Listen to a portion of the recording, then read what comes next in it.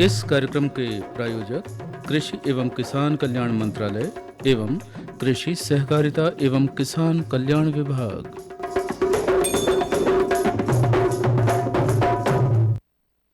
आषाढ़ आया मेघ सजाकर, धरती ने फिर रूप संवारा। हरियाली की ओढ़ चुनरिया, मुस्काया खेतों का नज़ारा। बूंद बूंद में जीवन बसता, मेहनत का मिलता है मान। अन्न उगाकर जग को पोषे, धरती पुत्र हमारा किसान। हरियाली खुशहाली लाता, मेहनत करके रोज़ किसान। और इन्हीं पंक्तियों के साथ स्वागत है हमारे सभी किसान भाइयों और बहनों का और हमारे सभी श्रोताओं का आज के कार्यक्रम किसान वाणी में। तो स्वीकार कीजिए कुलदीप भैया और सुनैना बहन की राम राम। राम राम भैया। आपको भी राम राम सुनैना बहन। और आषाढ़ का महीना है ना, हाँ खरीफ फसलों की बुआई का महत्वपूर्ण समय है। हाँ और अभी हम देख ही रहे हैं कि अधिकांश क्षेत्रों में हमारी जो है 90% तक की बोनी हो चुकी है ना, जिसमें हमारे कई किसान भाइयों ने धान, मक्का, सोयाबीन, कोदो, कुटकी, रागी, ज्वार, बाजरा जैसी बहुत सारी फसलें बोई हैं। और बीच में अभी मानसून का ब्रेक हो गया है। हाँ। ऐसे में भी जिन किसान भाइयों की अभी बोनी नहीं हुई है, उनके पास मौका है। हाँ वे अब पानी आने पर बोनी कर सकते हैं, लेकिन वे ऐसे बीजों का चयन करें जो कम अवधि में पके। बिल्कुल। और कुछ चिंता की भी बात है अभी, क्योंकि पानी नहीं आ रहा है, तो हम तो मेघ से यही कहेंगे कि जल्दी आओ, जल्दी बरसे, है ना। और क्या। और भैया इसी के साथ हम जैविक तकनीक अपनाएं तो जैविक खेती से रसायन मुक्त पौष्टिक अनाज, स्वास्थ्य और पर्यावरण को भी सुरक्षित रख सकते हैं और ये सब उपज हमें प्राप्त होती है। बिल्कुल। और सुनैना बहन, इन्हीं सब के बारे में और भी जानकारी देंगे हम आज के कार्यक्रम किसानवाणी में, है ना। हाँ साथ ही और आज की चर्चा भी होगी। आज की बात के माध्यम से तो हमारी आज की बात का विषय है मिलेट फसलों का हमारे जीवन में महत्व। हाँ। साथ ही चर्चा का विषय होगा जैविक खेती के लाभ। और भैया आज गुरुवार है तो आज फरमाइशी लोकगीत और भजन भी सुनवाएंगे हम बिल्कुल। अपने। और बहुत सारे पत्र हमारे पास आ चुके हैं, है ना? और लोक रंजनी क्रम में हम ये सब सुनाएंगे और कुछ महत्वपूर्ण संदेश भी सुनवाएंगे। और साथ ही भैया आज के मेहमान क्रम होंगे जिसमें ग्राम तेगांव, जिला पांडुरना के उन्नत किसान श्री नरेंद्र ठाकरे से जैविक खेती के विभिन्न लाभों पर आप चर्चा करेंगे। बिल्कुल। बिल्कुल।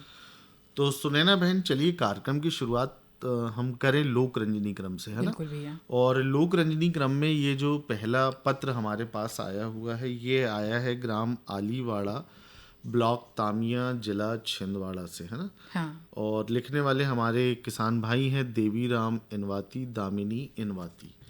और इन्होंने हमें राम राम लिखकर भेजी है और हमारी ओर से भी इनको राम राम। हाँ भैया। साथ ही एक और पत्र है सिवनी मंदिर सारना से दीपक यादव, नंदकिशोर यादव, अरविंद यादव, आशा और लक्ष्मी यादव और पुरुषोत्तम पटेल। और गुरैया से है राजू राजनकर, शिवम शिवाली, सीता राजनकर, अभय वंदेवार और नीता वंदेवार, है ना। हाँ। तो इन सब की मिली जुली फरमाइश पर चलिए सुनवाते हैं ये बहुत ही प्यारा सा लोकगीत। नेपाल सिंह राजपूत ने। जी।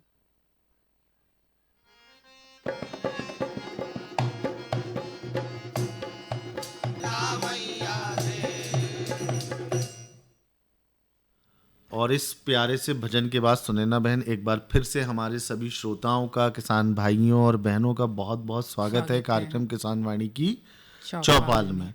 और लोक रंजनी क्रम को देते हैं थोड़ा सा विराम, है ना। और जुड़ जाते हैं, आज की बात करना बिल्कुल। और जुड़ जाते हैं आज की बात के साथ। किसान भाइयों, आज की बात हम करेंगे मिलेट यानी श्री अन्न की, है ना। हाँ। किसान भाइयों, सदियों से कोदो, कुटकी, रागी, ज्वार, बाजरा, है ना, और कंगनी जैसी फसलें हमारी परंपरागत खेती और भोजन का हिस्सा रही है ना। हाँ। और आज बदलती जीवन शैली और बढ़ती स्वास्थ्य संबंधी समस्याओं के बीच मिलेट फिर से लोगों की पहली पसंद बन रहा है। बिल्कुल भैया, है ना। और मिलेट को श्री अन्न इसलिए भी कहा जाता है क्योंकि ये पोषण का खजाना है भैया। इसमें भरपूर मात्रा में fibre, protein, iron, calcium, zinc और कई आवश्यक विटामिन पाए जाते हैं। नियमित रूप से मिलेट का सेवन यदि किया जाए तो मधुमेह, मोटापा, हृदय रोग और एनीमिया जैसी समस्याओं को कम करने में ये सहायक माने जाते हैं। और भैया यही कारण है कि डॉक्टर और पोषण विशेषज्ञ भी इन्हें अपने भोजन में शामिल करने की सलाह देते हैं। बहुत ही अच्छी बात बताई आपने सुनैना बहन। मिलेट केवल स्वास्थ्य के लिए नहीं बल्कि खेती के लिए भी बहुत लाभकारी है, आपको पता है? हाँ भैया। ये फसलें कम पानी में अच्छी उपज देती है ना? हाँ। सूखा और विपरीत मौसम को भी काफी हद तक सहन कर लेती है। इनकी खेती में लागत भी कम आती है, इसलिए जो छोटे किसानों के लिए ना ये एक बहुत अच्छा विकल्प है। मतलब कम लागत और मुनाफा ज्यादा। बिल्कुल। तो ये मिलेट्स इतने अच्छे हैं, तो भैया अपन मिलेट के प्रकार के बारे में बता देते हैं। बिल्कुल। तो किसान भाइयों, मिलेट फसल के 2 मुख्य प्रकार होते हैं। पहला होता है प्रमुख मिलेट, जैसे रागी या मांडुआ और कंगनी, और दूसरा होता है भैया छोटे मिलेट्स, जैसे झंगोरा या सावा, हम कहते हैं इसे, कोदो और चीना। बिल्कुल। सबसे पहले हम बता दें कि प्रमुख मोटे अनाज रागी के बारे में, है ना? हाँ। तो भैया रागी का एक और नाम है मांडवा, है ना? इसे पूरे देश में गरीब का अनाज भी कहा जाता है। ये खरीफी टोटरेंट फसल है ना, यानी सूखा और लवणता को सहन करने वाली सहनशील फसल। इसकी पोषणीय गुणवत्ता के कारण इसका औषधीय महत्व बहुत अधिक होता है। बिल्कुल भैया। और इसके सेवन करने से शरीर में रक्त शर्करा नियंत्रित रहती है, मधुमेह का जोखिम कम होता है और प्रतिरक्षा प्रणाली मजबूत होती है। इसे बेबी फूड, चपाती, पापड़, दलिया, आटा, ब्रेड, बिस्किट और बच्चों की दवा बनाने के लिए भी उपयोग किया जाता है। और इसकी खल जो होती है भैया, वो जानवरों के लिए अच्छा चारा होता है, जिसमें कुल आवश्यक पाचनीय पोषक तत्व और पदार्थ मिल जाते हैं। बिल्कुल। रागी में हम देखें तो कार्बोहाइड्रेट, है ना? हाँ। प्रोटीन, खनिज तेल, कैल्शियम के अलावा लोहा, मैग्नीशियम, कॉपर, मैंगनीज और आवश्यक एमिनो एसिड जैसे कि लाइसिन, मेथियोनिन, है ना? हाँ। सक्सीनेट और ट्राइप्टोफान भी पाए जाते हैं। हाँ। ये स्वास्थ्य के दृष्टिकोण से बहुत आवश्यक होने वाले पोषक तत्वों की इनमें बहुत ही प्रचुर मात्रा में ये पाए जाते हैं ना? हाँ भैया। और इसके बाद कंगनी की बात करें तो कंगनी दुनिया भर में सभी जितने भी मिलेट्स हैं उसके कुल उत्पादन में पहले स्थान पर आती है। ये फसल सूखे और जल भराव के प्रति बहुत ही संवेदनशील होती है। इसमें protein, vitamin A, vitamin B, vitamin E, तेल, फाइबर, कैल्शियम, आयरन और लाइसिन और आवश्यक मात्रा में पाए जाते हैं।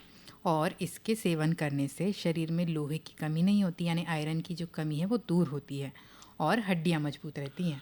बिल्कुल सही कहा जी।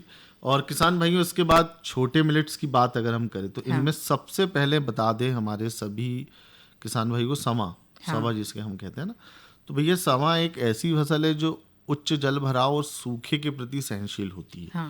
ये धान के विकल्प के रूप में हम इसकी खेती कर सकते हैं, है ना?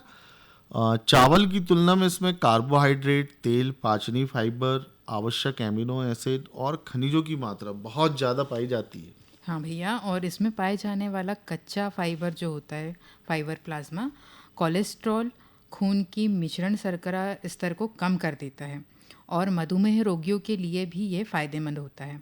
सावा को चावल के रूप में सेवन किया जाता है और इसके अलावा खाद्य प्रसंस्करण, दवाइयाँ बनाना और पशुओं के लिए हरी और सूखी चारा के रूप में भी इसका उपयोग किया जाता है। बिल्कुल।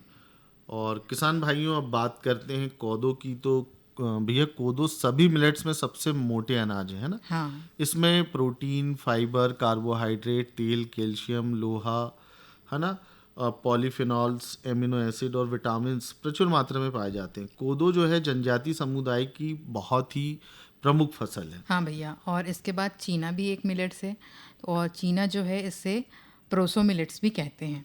और ये सूखे से प्रभावित नहीं होती है इसकी फसल, क्योंकि इसके पकने में कम समय लगता है तो पानी भी कम लगता है। लगभग इसे 60 से 90 दिन में ये फसल तैयार हो जाती है और इसकी जल मांग क्षमता भी बहुत कम होती है भैया। और साथ ही इसमें carbohydrate, protein, vitamin, fibre, magnesium, manganese, calcium, iron, potassium और एमिनो एसिड की भी मात्रा होती है ना? हाँ। इसका सेवन करने से खून की कमी में कमी आती है, मतलब खून बढ़ता है। हाँ। जहाँ जिसको खून की कमी हो वो लोग इसका सेवन करते हैं। उच्च रक्तचाप, बीपी की जिसको शिकायत हो, भूलने की समस्या जिसको हो, जिसको वजन घटाना हो, ऐसे सब चीज़ों में ये मदद करता है। बिल्कुल भैया। और इसके नियमित सेवन से प्रतिरक्षा शक्ति भी बढ़ती है। इसका उपयोग दवा बनाने, खाद्य प्रसंस्करण उत्पाद के रूप में, बायो ईंधन के लिए और जानवरों के चारे के लिए भी किया जाता है। और आजकल जो जलवायु परिवर्तन का दौर चल रहा है भैया, तो जब वर्षा का स्वरूप बिल्कुल लगातार बदलता है तब मिलेट फसलें जो होती ना सुनैना बहन, किसानों के लिए सुरक्षा कवच बन जाती है। हाँ। और इनके उत्पादन से मिट्टी की सेहत भी बेहतर रहती है और खेती अधिक टिकाऊ बनती है। और यही वजह है कि सरकार भी श्री अन्न के उत्पादन और उपयोग को बढ़ावा दे रही है। बिल्कुल। और भैया यदि हम अपने भोजन में सप्ताह के कुछ दिन में मिलेट्स से बने भोजन करें, जैसे रोटी, खिचड़ी, दलिया या उपमा या अन्य स्थानीय जो भी पकवान हम बनाते हैं उसको शामिल करें, तो हम अपने परिवार को बेहतर पोषण दे सकते हैं, हम भी स्वस्थ रह सकते हैं। साथ ही इन फसलों को की खेती यदि करे किसान हमारे, तो वे भी अपनी आय के नए अवसर भी बना सकते हैं। बिल्कुल सही कहा। तो आइए हम सब श्री अन्न अपनाएं, स्वस्थ जीवन पाए का संकल्प ले, है ना। हाँ। मिलेट हमारे पूर्वजों की अमूल्य विरासत है और आने वाले समय के स्वस्थ भारत की मजबूत नींव भी। हाँ। इसी संदेश के साथ मिलेट फसलों का हमारे जीवन में महत्व, इस विषय पर हमारी आज की बात को अब हम यहीं पर दे देते हैं विराम। और चलिए एक बार फिर से जुड़ जाते हैं लोकरंजनी क्रम के साथ। और लोकरंजनी क्रम में ये जो हमारे पास अगला पत्र है ग्राम आलीवाड़ा से है। हाँ, भैया ये भी तानिया छिंदवाड़ा से है ना। अगला पत्र ये आया है सुनैना बहन Hariram Sahu, Kajal Sahu, Gagan Roshni Sahu, Vandana Chandra Prakash Sahu, master Prince, master Yuvi Sahu, Vedansh Shukla, Shakuntala Vaidehi Sahu, Bhavani Sahu, Pappu Sahu और Salim Ansari, Pipariya road, ward number 1 Parasia से। हाँ भैया। है ना, न्यूटन से।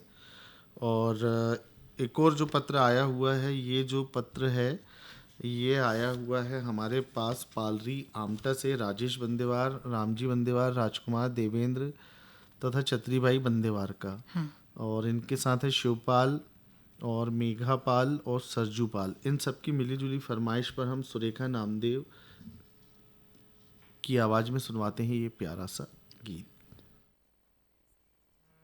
नंदे रो रो कहे, हाँ नंदे रो रो कहे, भौजी घर समारी यो खबर मेरी ना बिसारियो। किसान भाइयों, लोकरंजनी क्रम के इस मधुर लोकगीत के बाद चलिए अब जुड़ जाते हैं मेहमान क्रम से। और आज के मेहमान क्रम में ग्राम तिगांव, जिला पांडुरना के उन्नत किसान श्री नरेंद्र ठाकरे से जैविक खेती के विभिन्न लाभों पर चर्चा, हम भेंटवार्ता हम सुनेंगे। किसान भाइयों, आज हम आपकी मुलाकात करवा रहे हैं उन्नत व प्रगतिशील कृषक श्री नरेंद्र श्यामराव जी ठाकरे, तीगांव, पांडुरना से। किसान भाइयों, हम आपको बता दें ये एक ऐसे किसान हैं जिन्होंने जैविक खेती के माध्यम से अपनी खेती को संवारा है। तो चलिए इनसे मुलाकात करते हैं। राम राम। नमस्ते ठाकरे जी, हम आपसे ये जानना चाहेंगे कि आपके मन में जैविक खेती का विचार कैसे आया, क्योंकि हम आपके खेतों पे अभी देख रहे हैं चारों तरफ हरियाली है, अभी संतरे की फसल हम देख रहे हैं। तो ये क्या जैविक खेती का कमाल है और इसका विचार आपके मन में कैसे आया, ये हमारे जिले के सभी श्रोताओं को आप बताइए। मैं जैसा कि खेती करता था, हर साल मैं कम से कम 50,000 रुपए का रासायनिक खाद डालता था। तो अचानक मेरे पास ग्राम सेवक, जिसको आरईओ कहा जाता है कृषि विभाग के माध्यम से, वो आए और उन्होंने मेरे को बताया कि ठाकरे जी आप तो खेती करते हो, आपके पास पशु कितने? तो उस समय मेरे पास मात्र 3 पशु थे। साहब ने मेरे को ये बताया कि एक काम कीजिए, आप 3 टाके बनवाएं। 3 टाके के माध्यम से मेरे को कम से कम 3 पशु के माध्यम से मेरे को 3 एकड़ की अवेलेबल 6 माह में 2 बार क्रॉप खाद डालना हो जाता था। धीरे धीरे मैंने पशु बढ़ाए। पशु बढ़ाने के बाद में मैंने जब उसका 6 माह के बाद में प्रयोग किया, तो उस समय मेरे पास 500 पौधे थे। 500 पौधे के पूर्ति हो जाती थी। उसके बाद में मैंने धीरे धीरे उसका 500 पौधे का रिजल्ट देखा, रासायनिक और जैविक में। मैंने शुरू में उसको रासायनिक को धीरे कम किया और ऑर्गेनिक के ऊपर ज़्यादा ख्याल किया। तो मेरे को पहले साल 70,000 रुपये का बगीचा स्टार्ट में आया। दूसरे साल वही बगीचा 2 लाख में बिका, 500 पौधे। तो फिर मैंने दूसरे बगीचे में रासायनिक खाद कम करते हुए ऑर्गेनिक, जिसको अपन जैविक कहा जाता है, उसके ऊपर प्रयोग किया। तो धीरे धीरे करके मेरा बगीचा तीसरे चौथे पांचवें साल में कम से कम नहीं तो 1100 पौधे हो चुके। 1100 पौधे मेरे फिर 7 लाख में बिके। ऐसा कर करके मैंने उसका प्रयोग किया तो मैंने 5.880 यानी 15 एकड़ का जो रकबा है मेरा वो टोटल ऑर्गेनिक में यूज किया।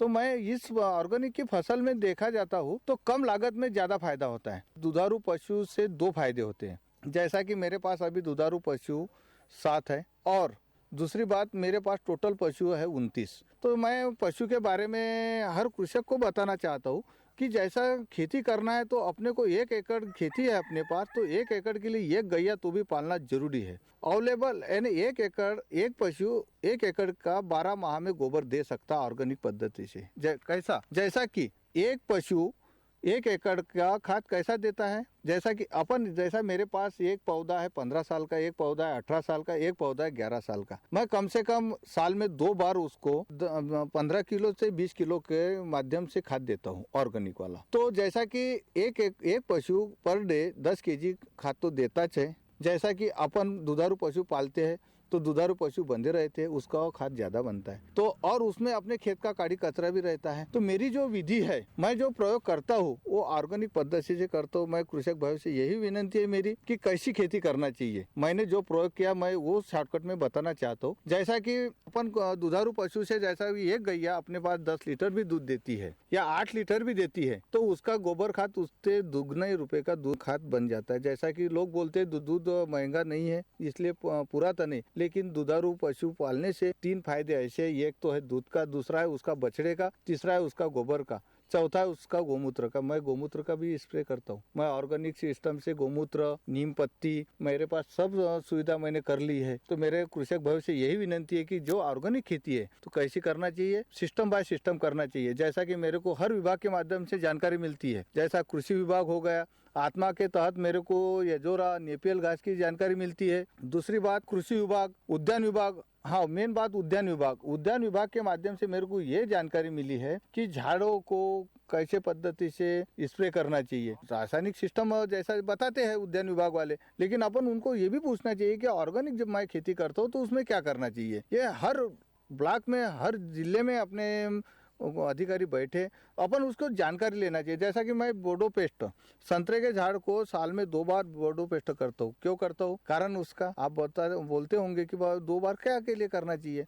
एक मानसून के पहले इसलिए करना चाहिए कि जो बारिश का पानी आता तो उसके पेंदे के ऊपर उसके छिड़काव न जाए, मट्टी के छिड़काव न जाने से उसको कोई कीड़ा नहीं लगता। जैसा अपन पेस्ट नहीं लगाएंगे तो वहाँ पे तो छीड़ा गया तो वहाँ पे तो कोई ना कोई जीवाणु तैयार हो जाते हैं। पेस्ट रहने से वहाँ पे जीवाणु नहीं तैयार होते। मानसून के पहले लगाने से जैसा कि उसका जो अर्क नीचे आता है तो जड़े को लगता है, तो जड़े को भी वायरस बोलो या कोई फफूंद बोलो वो नहीं लगता है। मानसून के बाद इसलिए करना चाहिए कि मानसून के बाद करने से अपन सिंचाई करते हैं उसको कुछ यानी उसके ऊपर पेंदे के ऊपर नहीं लगना चाहिए। और दूसरी बात, जैसा कोई कीड़ा वहाँ पे बैठने से उसको छेद नहीं गिरना चाहिए। 2 बार बोडो पेस्ट करने से बहुत सारे फायदे हैं। जैसा टीएमसी से जो आप खेती करते हो तो खेती ऐसी करो कि ज्यादा से ज्यादा समय खेती में देना चाहिए। जैसा कि खेती में समय देने से अपना पूरा ख्याल उधर रहता है समय के ऊपर। जैसा कि मेरी लाल बर्री जमीन है, मैं 21 दिन पानी नहीं देता हूँ। पानी नहीं देने के बाद मेरे को साल में कम से कम 10 या 20 बार सिंचाई करने से मेरा बगीचा तैयार हो जाता है। यानी कहने का तात्पर्य यह है कि अपन बोलते कि पानी ज्यादा चाहिए,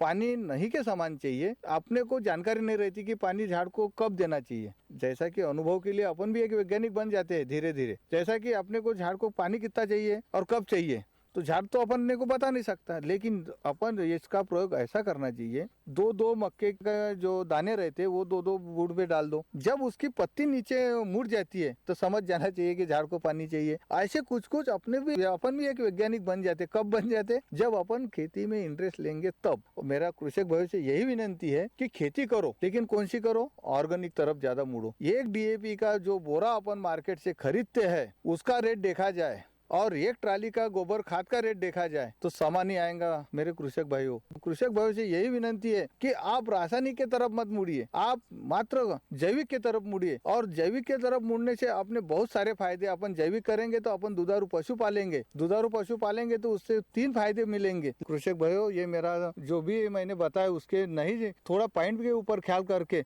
सब कृषक ने इसका फायदा लेना चाहिए। ठाकरे जी, आपने बहुत अच्छी जानकारी हमारे जिले के सभी श्रोताओं को बताई। साथ ही साथ आपके माध्यम से हमारे जो युवा हैं वो भी खेती की ओर अग्रसर होंगे। आपके विचार जानकर तो हमें आपसे मिलकर बहुत खुशी हुई। आकाशवाणी परिवार की ओर से आपका बहुत बहुत धन्यवाद। राम राम। नमस्ते सर, नमस्ते। किसान भाइयों, अभी आपने मेहमान क्रम में ग्राम तिगांव, जिला पांडुर्ना के उन्नत किसान श्री नरेंद्र ठाकरे से जैविक खेती के विभिन्न लाभों पर कुलदीप आकरे जी से भेंट सुनी। और चलिए अब सुन लेते हैं ये महत्वपूर्ण संदेश।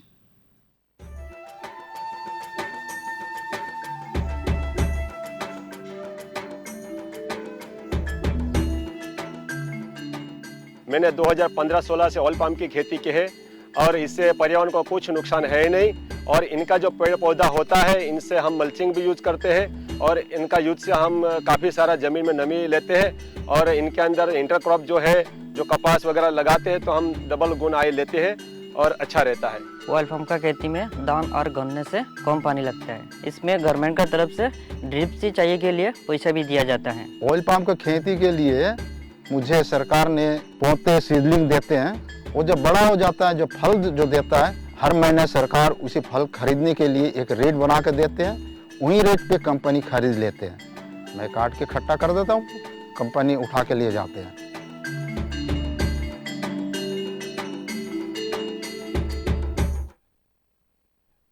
और चलिए किसान भाइयों, अब जुड़ जाते हैं हमारी आज की चर्चा की तरफ, जो कि बहुत ही महत्वपूर्ण विषय में है। सुनैना बहन। हाँ भैया। किसान भाइयों, आज हम चर्चा कर रहे हैं जैविक खेती के लाभ पर, है ना। हाँ। आज के समय में कम लागत, अच्छी उपज और स्वस्थ मिट्टी के लिए जैविक खेती एक प्रभावी विकल्प है। और जैसा कि अभी आपने मेहमान क्रम के अंतर्गत हमारे नरेंद्र भैया को भी सुना, हाँ भैया, है ना, बिल्कुल। उन्होंने भी जैविक खेती के कितने लाभ हमें गिनाए, बताए है ना? हैं। सही कहा भैया। और जैविक खेती में रासायनिक उर्वरकों और कीटनाशकों के स्थान पर गोबर की खाद, वर्मी कंपोस्ट, जीवामृत, घन जीवामृत और जैविक कीटनाशकों का उपयोग किया जाता है। इससे खेती टिकाऊ बनती है और पर्यावरण भी सुरक्षित रहता है। बिल्कुल। और सबसे बड़े लाभ की अगर बात करें ना सुनैना बहन, तो जैविक खेती का सबसे बड़ा लाभ ये है कि इससे मिट्टी की उर्वरा शक्ति बढ़ती है ना। हाँ भैया। जैविक खादों के नियमित उपयोग से मिट्टी में कार्बनिक तत्व बढ़ते हैं। हाँ। जल धारण क्षमता बेहतर होती है ना। और सूक्ष्म जीव जो हैं वो सक्रिय रहते हैं, है ना। हाँ। और इससे फसलें जो होती है ना हमारी, वो बहुत अधिक स्वस्थ रहती है। यानी भैया, जमीन आने वाली पीढ़ियों के लिए भी उपजाऊ बनी रहती है ना। बिल्कुल सही कहा आपने। और दूसरा बड़ा लाभ अगर हम देखें तो उत्पादन लागत में कमी आती है, हाँ। है ना। रासायनिक खादों में जो हमें खर्च लगता है उसमें कमी हो जाती, कटौती हो जाती है, हाँ। ना। किसान भाई गोबर, फसल अवशेष और स्थानीय संसाधनों से खाद तैयार कर सकते हैं, जिससे रासायनिक उर्वरकों का खर्चा कम होता है। साथ ही उपभोक्ताओं का भी सुरक्षित और पौष्टिक भोजन मिलता है, क्योंकि जैविक उत्पादों में रासायनिक अवशेष नहीं होते। बिल्कुल सही कहा आपने। इसके अलावा जैविक खेती से पर्यावरण संरक्षण, जैव विविधता में वृद्धि, भूजल प्रदूषण में कमी और किसानों की आय बढ़ाने में हमें मदद मिलती है। हाँ। आजकल जैविक उत्पादों की बाजार में मांग लगातार बढ़ रही है ना। और भैया, जैविक खेती में कुछ चुनौतियां भी होती है शुरुआत में, जैसे उत्पादन में थोड़ी कमी, प्रमाणन की प्रक्रिया और बाजार तक पहुंच। लेकिन सही प्रशिक्षण और योजनाओं का लाभ लेकर किसान इन चुनौतियों को भी आसानी से दूर कर सकते हैं। बिल्कुल। और किसान भाइयों बहनों से हमारा यही आग्रह है कि वे धीरे धीरे अपनी खेती में जैविक तरीकों को अपनाएं, हाँ। है ना।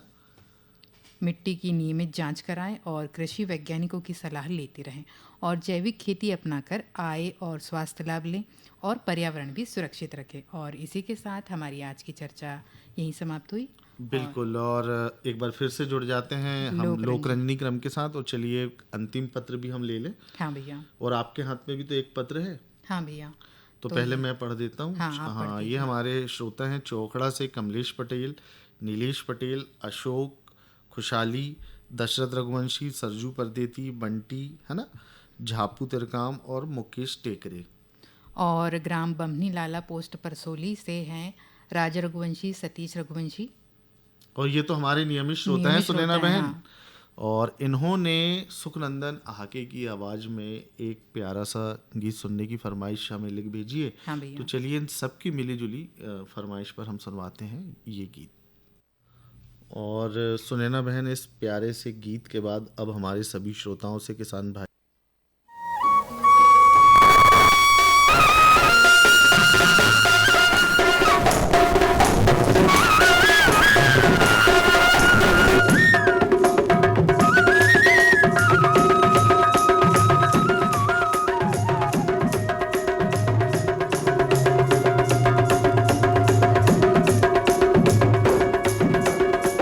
इस कार्यक्रम के प्रायोजक कृषि एवं किसान कल्याण मंत्रालय एवं कृषि सहकारिता एवं किसान कल्याण विभाग।